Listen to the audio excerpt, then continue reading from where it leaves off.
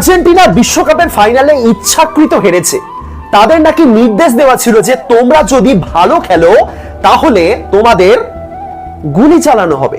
ওই স্টেডিয়ামের ছাদে স্নাইপার রাখা আছে, সেটা দিয়ে তোমাদের টার্গেট করা হচ্ছে। একটু যদি ভালো খেলো, একটু যদি গোল দেওয়ার চেষ্টা করো, ব্যাস। এরকম উদ্ভট কিছু কনস্পিরেসি থিওরি বিগত কয়েকদিন ধরে শুনে চলেছি। দুর্ভাগ্যের ব্যাপার, বড় বড় নিউজ মিডিয়া এরকম টাইপের নিউজ করছে এবং আর্জেন্টিনার সমর্থকরাই এগুলো বিশ্বাস করছে।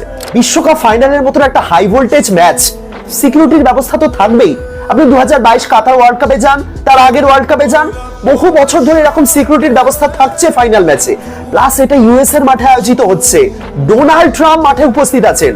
স্নাইপার থাকবে না? কি মনে হয় আপনার? যদি সত্যি ভালো খেলার জন্য তাদের উদ্দেশ্যে গুলি ছোড়ার নির্দেশ দেওয়া থাকে, তাহলে তো এমিলিয়ানো মার্টিনেজের উদ্দেশ্যে অন্তত 10-12 বার গুলি ছোড়া হয়েছে, তাই না? কেউ বলছেন ফকল্যান্ড আইল্যান্ডের বিতর্ক, কেউ বলছে ড্রেসিং রুমে নাকি অনেক বাদ বিতনটা হয়েছে, কেউ বলছে মেসির বাবা মা সবকিছু জানতেন তাই উপস্থিত থাকেননি তারা স্টেডিয়ামে।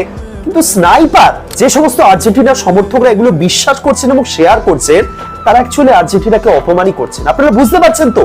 ইচ্ছাকৃত হেরে গেছি মানে এই আর্জেন্টিনা দলের নামের পাশে একটা কলঙ্ক লেগে থাকবে। দলটা 2022-এ চ্যাম্পিয়ন হয়েছে, দুটো কোপা আমেরিকা জিতেছে পরপর, তার মাঝে একটা খারাপ ম্যাচ তারা খেলেছে, আমরা দেখতেই পেয়েছি। কিন্তু তার মানে ইচ্ছাকৃত হেরেছে স্নাইপার, অদ্ভুত লজিক।